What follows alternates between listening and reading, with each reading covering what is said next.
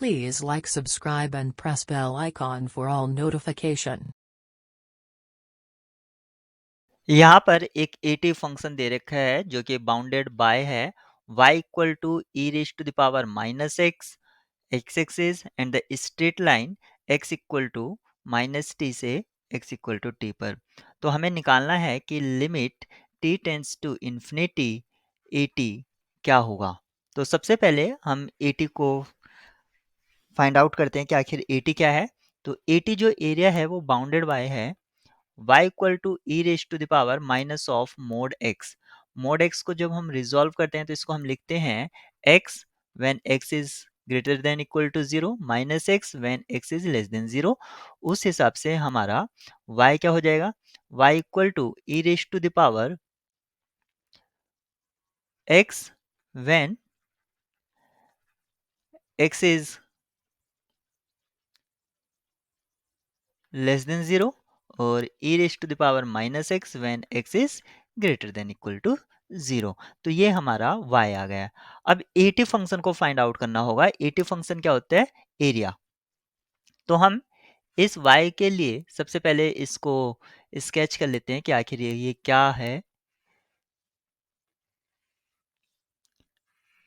तो एक तरह से हमारा ये है x equal to minus t, this is x equal to zero and this is x equal to minus sorry plus t. तो जो एरिया है हमें जो फाइंड आउट करना है वो ये है। तो इसके लिए सबसे पहले हम एक small strip left hand side में ओरिजिन से वो कट कर लेते हैं। तो ये क्या होगा, जब हमारा x नेगेटिव है तो हमारा e raise to the power x यानी कि एटी क्या होगा, y dx। क्योंकि ये हमारा विड्थ है और ये हमारी हाइट हो गई, इस तरह से हमने एक रेक्टेंगुलर स्ट्रिप कंसीडर करी y dx और इसको इंटीग्रेट कराना होगा माइनस टी से जीरो तक। फिर हमें जीरो से टी तक कराना होगा e raise to the power minus x d x को और इसको सॉल्व करना होगा। तो यहाँ से हमें मिलेगा e raise to the power x minus t to zero plus e raise to the power minus x upon minus one zero से टी। इसको सिंप्लीफाई कर लेंगे तो हमारा ए टी जो है वो हमें क्या मिलेगा, e raise to the power zero minus e raise to the power minus t और यहाँ पर हमें मिलेगा e raise to the power minus t upon minus one minus e raise to the power zero upon minus one. तो ये हमें मिलता है one minus e raise to the power minus t plus minus e raise to the power minus t और ये हमें मिलेगा plus one. तो हमको मिलता है two minus two e raise to the power minus t. ये हमारा एटी फंक्शन मिल गया और हमें चाहिए था limit t tends to infinity A t. तो ये क्या हो जाएगा, limit t tends to infinity two minus two raise to the power minus c t, two minus two e raise to the power minus t. अब हम e raise to the power minus t का graph sketch कर लेते हैं, पहले भी करा था, कुछ इस तरह से होता है। तो जैसे ही हम x को यानी कि x को या t को इन्फिनिटी की तरफ अप्रोच करेंगे ये ग्राफ जो है हमारा जीरो को टेंस कर जाएगा। तो यहाँ पर इसका लिमिट जीरो हो जाएगा यानी कि two minus two into zero, तो ये हमको मिलेगा टू। उस हिसाब से हमारा जो ऑप्शन ए है वो करेक्ट होगा। पर हमें एक डिफरेंशियल इक्वेशन और उसका सॉल्यूशन दे रखा है। सॉल्यूशन में जो के यूज्ड हुआ है उसका हमें वैल्यू फाइंड आउट करना है। तो आप डिफरेंशियल इक्वेशन से सॉल्यूशन की तरफ मूव कर सकते हैं या सॉल्यूशन से डिफरेंशियल इक्वेशन की तरफ आ सकते हैं। तो यहाँ पर कोई भी प्रॉब्लम नहीं है, लेकिन मैं सॉल्यूशन से डिफरेंशियल इक्वेशन की तरफ मूव करना चाहूंगा। X y plus k equals to e raise to the power x minus one whole square divided by two. यहाँ पर ये एक सॉल्यूशन दे रखा है तो मैं इसको डिफरेंशिएट करा देता हूँ। X d y upon d x plus y equals to e raise to the power x minus one whole square divided by two into two times x minus one divided by two. Two से two cancel out हो गया है और यहाँ पर इतने का value आप गिवन इक्वेशन से रिप्लेस कर दीजिए, तो ये होगा x y plus k into x minus one. Left hand side में हमारे पास था x d y upon d x plus y. अब आप d y upon d x की वैल्यू गिवन डिफरेंशियल इक्वेशन से यूज कीजिए, तो यहाँ पर हमें मिलेगा x square minus x minus one outside y plus x minus one plus y equals to x y plus k outside x minus one. Left hand side में आप y common ले लीजिए। अगर आप y कॉमन लेंगे तो ये मिलेगा आपको x square minus x minus one plus x minus one equals to x y plus k outside x minus one. Plus one minus one cancel out, you can take x as a common और x minus one अगर आपने common ले लिया है तो यहाँ पर आपको मिलेगा x y plus one equals to x y plus k और आउटसाइड एक्स माइनस वन। अब आप यहाँ पर देख सकते हैं कि x minus one x plus y, आप x माइनस वन से आप इसका कॉफिशिएंट कंपेयर करा दीजिए, तो यहाँ पर आप देखेंगे k का वैल्यू वन आ गया है, तो k equals to one. Option A true. तो हमें एक सेट W दे रखा है जो वेक्टर स्पेस 2x2 मैट्रिसेस का सब स्पेस है और हमें बताना है इस W के लिए बेसिस क्या होगा। तो W पर जो कंडीशन है वो कंडीशन देख लेते हैं कि अगर कोई 2x2 मैट्रिक्स जो इस तरह से है एक्स वाई टी और इसकी ये एंट्री 0 है, वो सारे मैट्रिसेस जो इस टाइप के होंगे और इसके जो एक्स वाई जेड हैं यानी कि कॉन्स्टिट्यूएंट हैं वो इस प्रॉपर्टी को और y प्लस टी इन दो प्रॉपर्टीज को सेटिस्फाई कर रहे होंगे। तो सबसे पहले हम ये देख लेते हैं कि आखिर ये दो प्रॉपर्टी एक में मर्ज हो सकती हैं क्या। तो y plus t equals to 0, यहाँ से मैं निकाल सकता हूँ y equals to minus T.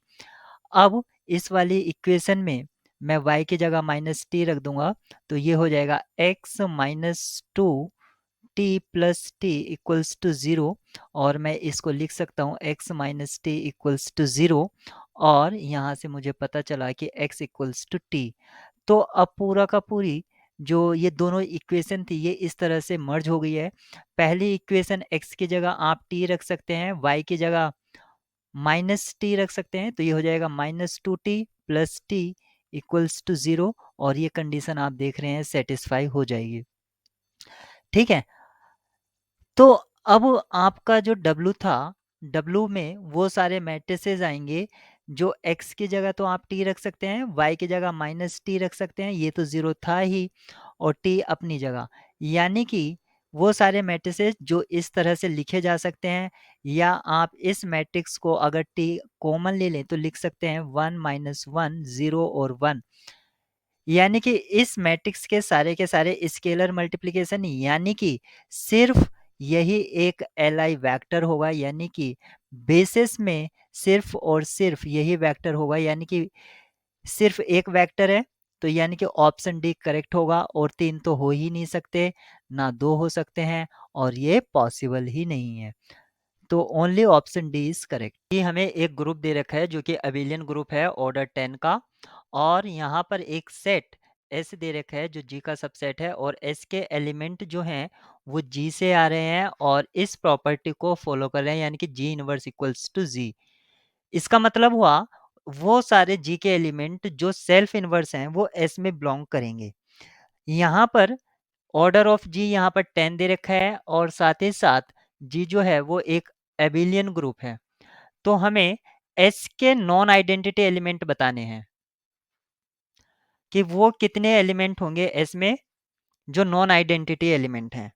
इसका मतलब है एस के वो सारे एलिमेंट जो सेल्फ इनवर्स हैं और नॉन आइडेंटिटी हैं, self inverse and non identity, क्योंकि एक एलिमेंट आइडेंटिटी का इनवर्स आइडेंटिटी होता है, तो आइडेंटिटी एलिमेंट तो इसमें बिलोंग करेगा ही, लेकिन ये हो गया हमें ढूंढने हैं नॉन आइडेंटिटी। तो वो किस तरह से ढूंढेंगे? जी एक अबिलियन है और इवन ऑर्डर का ग्रुप है जिसका ऑर्डर 10 है। इसका मतलब हो गया एक अबिलियन ग्रुप जो इवन ऑर्डर का होता है वो साइक्लिक होता है। अगर जी साइक्लिक हो गया है और एवरी फाइनाइट साइक्लिक ग्रुप जो है वो हम जेड एन के आइसोमॉर्फिक कह सकते हैं, यानी कि जी जो है वो जेड एन के आइसोमॉर्फिक है। और हम ये जानते हैं कि कोई भी एलिमेंट जिसका ऑर्डर 2 है वो सेल्फ इनवर्स होता है। तो अगर हम ये ढूंढ लें कि जेड में कितने सेल्फ इनवर्स एलिमेंट हैं, सेल्फ इनवर्स मतलब दो ऑर्डर के एलिमेंट कितने हैं, तो यहाँ पर हमारा काम हो जाएगा। तो जेड में ऑर्डर 2 के एलिमेंट किस तरह से फाइंड आउट करेंगे? फाई 2 से, यानी कि किसी भी ऑर्डर के एलिमेंट के ऑर्डर का एलिमेंट फाइंड करने हैं तो आप फाई के लगा सकते हैं और फाई 2 की वैल्यू 1 होती है। इसका मतलब है कि एक ही फाई 2 की वैल्यू 1 होती है, इसका मतलब हुआ कि एक ही नॉन आइडेंटिटी एलिमेंट होगा जेड में और वो जो एलिमेंट है वो 5 है। किस तरह से? 5 addition modulo 10 5 equals to 0। Zero element जो है यानी कि आइडेंटिटी एलिमेंट वो हम इसमें कंसीडर नहीं करेंगे, यानी कि ऑप्शन सी आपका ट्रू होगा। और हमें एक सीक्वेंस ए एन दे रखी है जो sequence of positive real numbers है और साथ ही साथ हमें एक सीरीज दे रखी है जो इस सीक्वेंस से बनाई गई है ए के, और ये जो सीरीज है ये डाइवर्जेंट है। डाइवर्जेंट या सीरीज की कन्वर्जेंस हम कैसे बताते हैं? इसका जो सीक्वेंस ऑफ पार्शियल सम होता है उसकी लिमिट देखते हैं और अगर लिमिट इसकी कोई फाइनाइट नंबर आ जाती है तो हम बोलते हैं कि ये सीरीज कन्वर्जेंट है, अदरवाइज डाइवर्जेंट है। तो यहाँ पर कोई भी फाइनाइट नंबर नहीं है, इसका मतलब ये इन्फिनिटी को टेंड्स कर रहा है। सीक्वेंस ऑफ पार्शियल सम अगर मैं इसको बोलूँ तो एस एन में बोल सकता हूँ इसको। यहाँ पर सीक्वेंस ऑफ पार्शियल सम इस तरह से दे रखा है और एक सीरीज टी एन बनाई गई है जो एस एन की टर्म से बनी है, यानी कि आप कह सकते हैं ए एन से ही बनी है, लेकिन उसका जो फॉर्मेशन है टी एन सीरीज का वो कुछ इस तरह से बनता है समेसन ए के अपॉन एस के माइनस 1 इंटू एस के। इस तरह से इसका फॉर्मेशन है। तो हमें इस टी एन की लिमिट फाइंड आउट करनी है। तो आप यहाँ पर एस के माइनस 1 अगर मैं सीक्वेंस ऑफ पार्शियल सम देखता हूँ तो एस वन को मैं लिखूंगा ए वन, एस टू को लिखूंगा a one plus a two, इसी तरह से मैं एस एन को लिखूंगा a one plus a two plus and so on up to a n. और यहाँ तक की टर्म्स को मैं एस एन माइनस वन से रिप्लेस कर सकता हूँ। तो एस एन माइनस वन को मैं लिख सकता हूँ ए एन। यहाँ पर मैं इसको कॉल करता हूँ एक इक्वेशन पी। मैंने इसको कॉल कर दिया क्योंकि मैं इसको बाद में यूज कर सकता हूँ। यहाँ पर जो हमें फॉर्मेट दे रखा था वहां पर मैं रिप्लेस कर देता हूँ। ए के ऐसे ही रहा और एस के की जगह मैं लिख सकता हूँ a one plus up to a k minus one और इनटू एस एन को मैं लिख सकता हूँ a one plus up to a n. अगर मैं इस तरह से लिखता हूँ तो इसको पार्शियल फ्रैक्शन की हेल्प से अलग करना थोड़ा बड़ा मुश्किल है। तो यहाँ पर एस के की जगह रिप्लेस करने से बेहतर है आप इसके न्यूमरेटर को रिप्लेस कीजिए, ये नीचे ऐसे ही रहने दीजिए, क्योंकि हमें एस के बारे में पता भी है कुछ कि उसका जो सीक्वेंस ऑफ पार्शियल सम है वो इन्फिनिटी को टेंड्स कर रहा है। तो मैं इसको यहाँ पर रिप्लेस ना करके मैं ए के को रिप्लेस करता हूँ और वो क्या है इक्वेशन पी से आप देख सकते हैं। मैं इसको लिख सकता हूँ एस के माइनस वन अपॉन एस के माइनस वन इंटू एस के। अब मैं दो फ्रैक्शन को अलग अलग करके लिख देता हूँ। तो मैं इसको लिख सकता हूँ एस के अपॉन एस के माइनस वन इंटू एस के माइनस वन अपॉन एस के माइनस वन इंटू एस के। आप देखिए इससे ये कैंसिल हो जाएंगे। तो फाइनली आपको जो समेसन है वो क्या बचेगा? आपको बचेगा समेसन वन अपॉन एस के माइनस वन अपॉन एस के, ये आपको बचा है। अब आप इसको डायरेक्ट एक्सपेंड कर दीजिए। डायरेक्ट एक्सपेंड करेंगे तो आपको यहाँ पर जो समेशन रन हो रहा था वो 2 से इन्फिनिटी तक जा रहा था। तो यहाँ पर आएगा पहला टर्म जब आप रखेंगे तो 1/s1 माइनस 1/s2। जब आपने k की वैल्यू 2 पुट करी, फिर आप यहाँ पर 3 पुट करेंगे तो 1/s2 माइनस 1/s3, और इसी तरह से नेक्स्ट वाला ब्रैकेट आएगा s3 माइनस 1/s4, और ये प्रोसीजर चलता रहेगा। आप देखिए ये टर्म आपस में सारी कैंसिल आउट हो जाएगी, तो फाइनल में जो ब्रैकेट हमें ऑब्टेन होगा उसमें Sn और Sn-1 इस तरह से ये सारी टर्म्स कट जाएंगे, लास्ट वाला बचेगा। फाइनली हमें मिलेगा 1/s1 माइनस 1/sn। ये जो मिला हमें ये tn मिला, लेकिन हमें तो चाहिए था लिमिट ऑफ tn। इसका मतलब हुआ limit of 1/s1 minus 1/sn। इसकी हमें लिमिट चाहिए जब n इन्फिनिटी को टेंड्स कर रहे हैं। तो ये हो जाएगा 1/s1, क्योंकि सीक्वेंस ऑफ पार्शियल सम से हम s1 को क्या लिख सकते हैं, a1 लिख सकते हैं। तो 1/a1 minus 1 limit of sn, और यहाँ पर लिमिट ऑफ sn किसको टेंड्स कर रहा था, इन्फिनिटी को। तो 1/a1 माइनस 1/infinity। फाइनली आपको मिलेगा 1/a1। तो 1/a1 आपका ऑप्शन ए है, यानी कि a1 क्या है, आपका ए कह सकते हैं। तो ऑप्शन ए इसका ट्रू होगा। सभी फंक्शन f के लिए जो क्लोज्ड इंटरवल 0-1 पर डिफाइन हो और रियल वैल्यूड फंक्शन हो, साथ ही कंडीशन सेटिस्फाई करते हो कि वो ट्वाइस डिफरेंशिएबल हो, और एक साथ में ये कंडीशन है कि उसका फर्स्ट डेरिवेटिव जो है वो ग्रेटर देन 1 है सभी डोमेन पॉइंट के लिए। तो हमें किस कंक्लूजन पर पहुंचना है कि उसका जो डेरिवेटिव होगा, डबल डेरिवेटिव और सेकेंड ऑर्डर डेरिवेटिव, हमेशा वो पॉजिटिव होगा, मीन्स नॉन नेगेटिव होगा, ग्रेटर देन इक्वल टू 0 सभी डोमेन के लिए। या fx जो है वो हमेशा, इसका मतलब है image of the input is always greater then input, ये भी सभी डोमेन पॉइंट के लिए। या वो इस कंडीशन को सेटिस्फाई करेंगे जहां पर x1 x2 डोमेन से आ रहे हैं और x2 जो है वो x1 से ग्रेटर देन और इक्वल है, या फिर वो इस कंडीशन को सेटिस्फाई करेंगे। तो अगर आप सी और डी में से सी और डी को ध्यान से देखें, तो अगर एक ऑप्शन इसमें से ट्रू होगा तो अदर वाला ऑटोमेटिक गलत होगा, और ए और बी को जस्टिफाई हमें करना पड़ेगा। ठीक है, तो इसको सॉल्व करते हैं।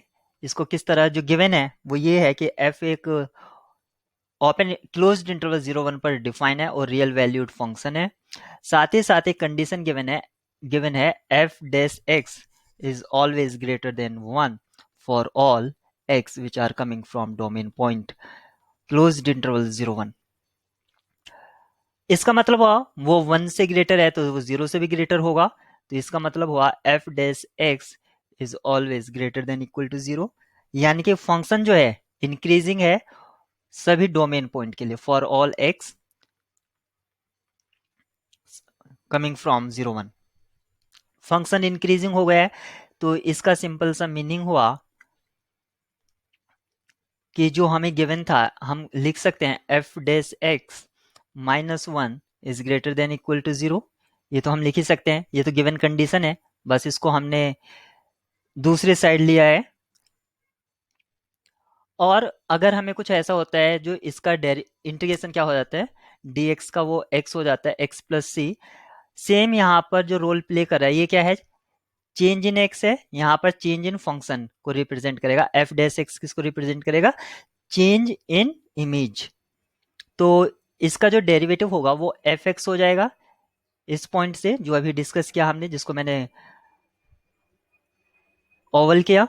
f डैश x कांस्टेंट का जो इंटीग्रेशन है वो x होगा, 1 का जो इंटीग्रेशन है वो x हो जाएगा, ग्रेटर देन यहाँ पर 0 है, यानी कि ये किसी कांस्टेंट का है। तो किसी भी कांस्टेंट का जो इंटीग्रेशन है वो c ले लिया मैंने। तो अगर अब मैं 2 पॉइंट सेलेक्ट करता हूं x1 और x2, जो कि डोमेन से आ रहे हैं, यानी कि 0 1 से आ रहे हैं क्लोज्ड इंटरवल, और उनमें एक कंडीशन है कि x2 जो है वो x1 से ग्रेटर है। तो यहाँ पर मुझे क्या मिलता है, क्योंकि इंटरवल है तो इंटरवल में क्या है, ऑर्डर प्रॉपर्टी फॉलो कर सकते हैं। यहाँ पर एक ऑर्डर प्रॉपर्टी यहाँ पर फॉलो की जा सकती है, ऑर्डर प्रॉपर्टी इन इंटरवल्स। तो इस अगर इक्वेशन, इस इनक्वालिटी को हम यूज करते हैं तो क्या मिलता है, f of x2 minus x2 is greater than equal to c। और जो दूसरा मिलता है x1 पुट करने पर f of x1 minus x1 is greater than equal to c। Right hand side दोनों सेम है, तो हम दोनों इनइक्वालिटी को, क्योंकि साइन सेम है, सबट्रैक्ट करा देते हैं।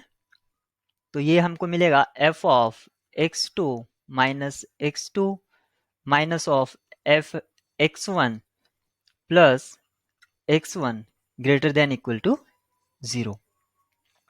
और इसको फर्दर सिंप्लीफाई करते हैं, f of x2 minus x2, और इन दो को हम राइट हैंड साइड में ले जाते हैं, ये हो जाएगा f of x1 minus x1। और ये ट्रू है for all x2 x1 which are coming from closed interval 0 1 and satisfying x2 is greater than x1। अब देखते हैं कौन सा ऑप्शन इसको दे रहा है। तो ऑप्शन डी ये कंडीशन को सेटिस्फाई कर रहा है, तो ये ट्रू है, और जैसे कि मैंने पहले बताया था अदर वाली फॉल्स हो जाएगी।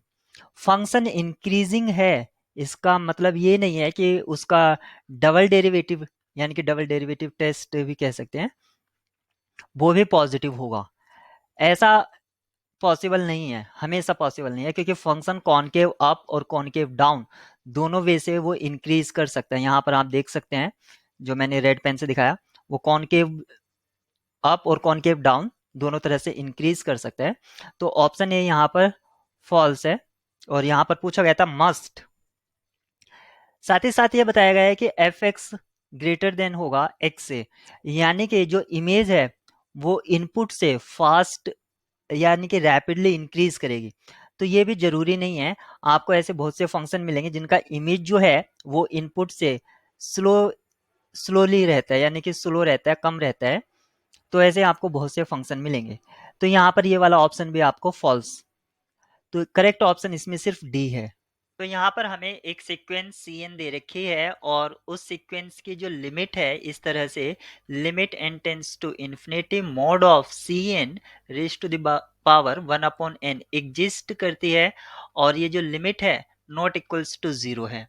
आपको रेडियस ऑफ कन्वर्जेंस एक सीरीज का दे रखा है जो सी एन से बनी है, यानी कि c n x raise to the power n, इसका रेडियस ऑफ कन्वर्जेंस r है, और आपसे पूछा गया है कि series summation n square c n x raise to the power n का रेडियस ऑफ कन्वर्जेंस क्या होगा। वर्ड्स में मैं ये कह सकता हूं कि सीरीज को किसी n स्क्वेयर से मल्टीप्लाई करने पर रेडियस ऑफ कन्वर्जेंस पर क्या फर्क आता है, एक्चुअली ये प्रॉब्लम उससे रिलेटेड है। तो यहाँ से हम ये लिख सकते हैं, क्योंकि रेडियस ऑफ कन्वर्जेंस अगर स्टैंडर्ड फॉर्मेट में दे रखा है आपको इस तरह से a n x raise to the power n, तो रेडियस ऑफ कन्वर्जेंस को हम निकाल सकते हैं limit n tends to infinity u n raise to the power 1/n से, और ये जो होता है इक्वल्स टू 1/r के होता है। दूसरा हम इसको लिख सकते हैं, रेडियस ऑफ कन्वर्जेंस को इस तरह भी निकाला जा सकता है, a n upon a n plus 1 equals to r. यहाँ पर Cauchy second theorem on limit क्या कहती है, limit n tends to infinity mod of u n raise to the power 1/n equals to होता है limit n tends to infinity u n plus 1 divided by u n, इसके equivalent होती है। यहाँ पर हमसे पूछा गया था radius of convergence of summation n square c n x raise to the power n, तो हम इतने को यू एन कॉल कर देते हैं। तो इसका रेडियस ऑफ कन्वर्जेंस कैसे निकालेंगे, limit n tends to infinity u n raise to the power 1 upon n, और इसको मैं लिख सकता हूं limit n tends to infinity.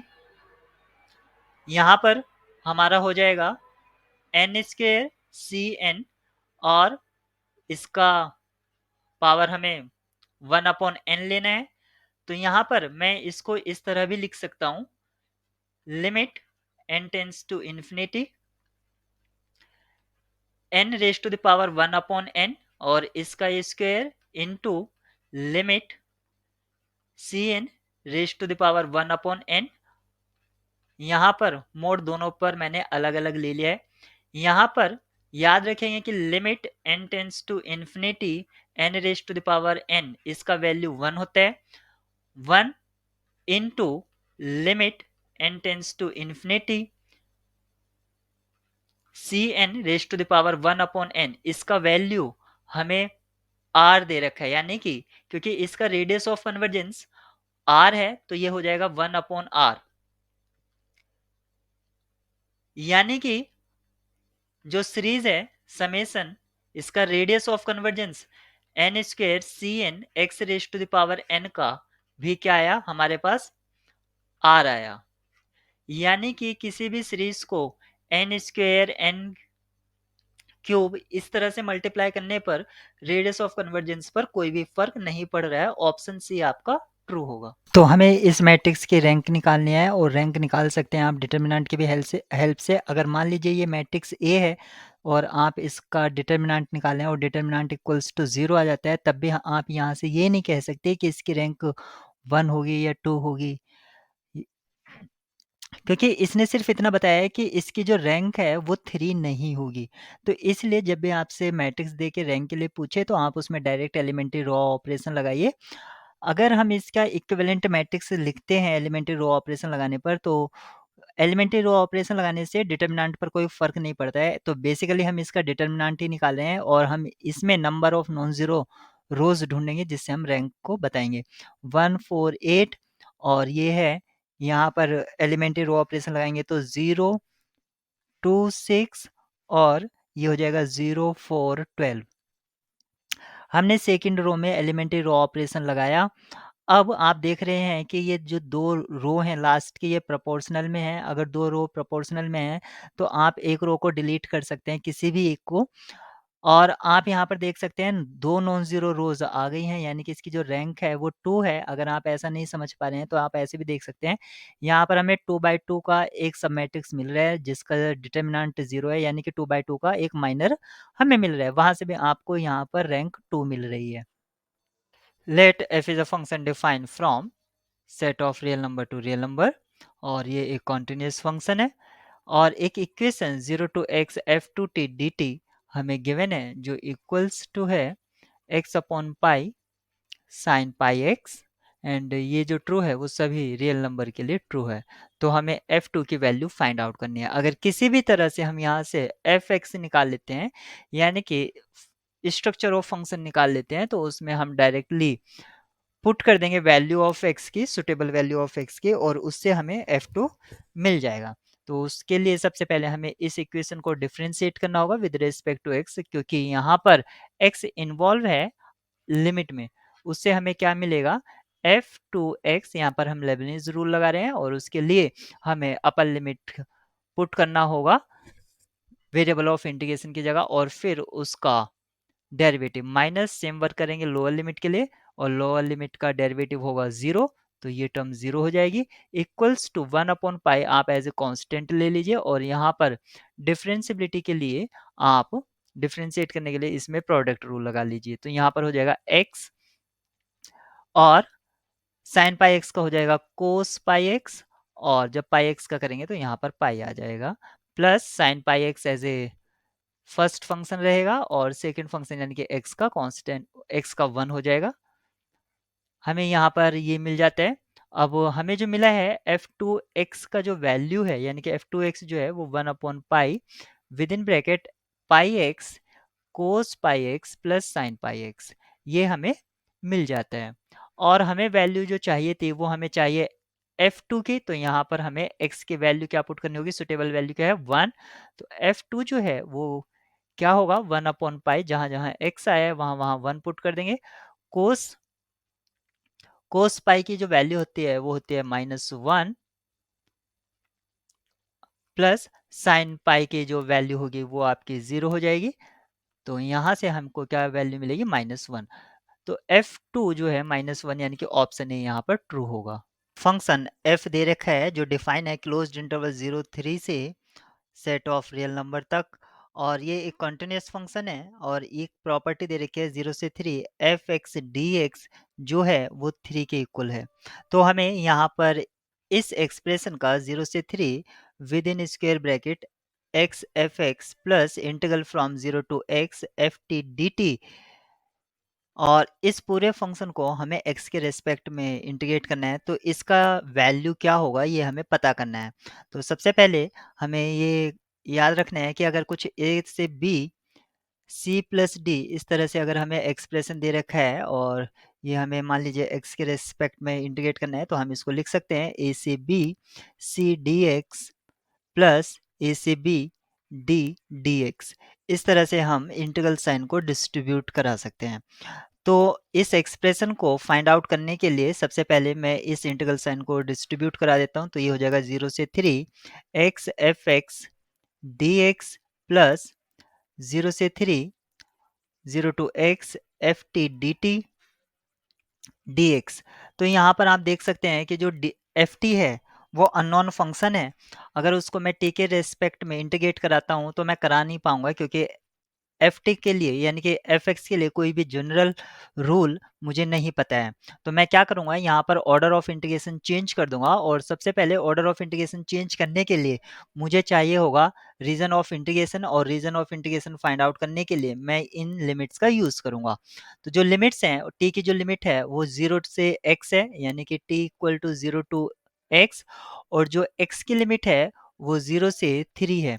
तो मैं यहाँ पर इस तरह से x y coordinate system draw कर लेता हूँ, और जो x की लिमिट है वो कहाँ से है, वो 0 से लेकर 3 तक है। तो मान लीजिए ये 0 से लेकर 3 ये वाला पॉइंट है, और जो t की लिमिट है वो 0 से लेकर ये t इक्वल टू 0 लाइन हो गया, और ये t इक्वल टू x ये वाली लाइन हो गई। तो मेरा जो एरिया ऑफ इंटीग्रेशन है एक तरह से वो ये वाला रीजन है। अब मुझे इसको x के रेस्पेक्ट में पहले इंटीग्रेट करना है।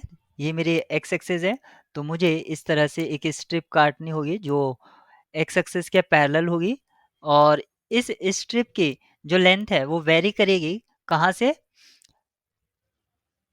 x इक्वल टू टी से, और ये वेरी करेगी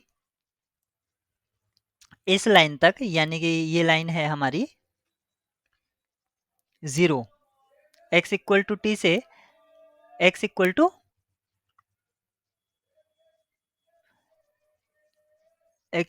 टू टी से 3 तक, यानी कि x की लिमिट मुझे मिल गई है। अब मुझे करस्पॉन्डिंग लिमिट चाहिए दूसरे वेरिएबल की। तो और जो t की लिमिट है वो 0 से 3 है ही। अब मैं इसकी न्यू लिमिट को यूज करते हुए इस एक्सप्रेशन को रीराइट कर लेता हूँ। 0 से 3 फर्स्ट एक्सप्रेशन यानी कि जो फर्स्ट टर्म थी वो तो ऐसे ही रहा, और मैंने दूसरे इंटीग्रल को लिखा t और upper limit 3 F t d T, या इसको एफ डी एक्स लिख लीजिए और डी टी आउटसाइड, और जो t की लिमिट है t की लिमिट रहेगी 0 से लेकर 3 तक। इस तरह से हमने इस एक्सप्रेशन को लिखा। अब क्योंकि यहाँ पर मैं x के रिस्पेक्ट में पहले इंटीग्रेट कर रहा हूँ, तो मैं एफ टी को as a constant function treat कर सकता हूँ। तो ये एक्सप्रेशन पहला 0 से 3 x f x d x ये तो ऐसे ही रहेगा, और इसको मैं लिख सकता हूँ 0 से 3 एफ टी, और इसका इंटीग्रेशन अगर मैं x के रेस्पेक्ट में करूंगा तो क्या आएगा 3 माइनस टी, ये मुझको मिलेगा, और डी टी। अब मैं इसको यहाँ पर फर्स्ट फंक्शन ऐसे ही प्लस इसको मैं लिख सकता हूँ 0 से 3 F t d T plus, या यहाँ पर आप माइनस यूज कर सकते हैं 0 से 3 T F t d t, और ये जो फर्स्ट एक्सप्रेशन है मैं इसको भी लिख लेता हूँ 0 से 3 x F x d x. अब आप देख सकते हैं सिर्फ यहाँ पर और यहाँ पर डिफरेंट डिफरेंट वेरिएबल का यूज हुआ है, अदरवाइज सेम एक्सप्रेशन है, तो ये हमारा एक प्लस में एक माइनस में ये कैंसिल आउट हो जाएगा। हमारा फाइनल जो एक्सप्रेशन बचा है वो बचा है 0 से 3 और 3 एफ टी डी टी, और हम जो है इस 3 को आउटसाइड लिख सकते हैं और ये हो गया 0 से 3 एफ टी डी टी। और इसका जो एक्सप्रेशन है यानी कि हमें यहाँ पर वैल्यू दे रखी थी 0 से 3 एफ एक्स डी एक्स, इस तरह से हमें ये वैल्यू दे रखा था, ये वैल्यू जो था वो 3 था। तो 3 इंटू 3 यानी कि हमें फाइनली वैल्यू 9 मिल गया। इस का वैल्यू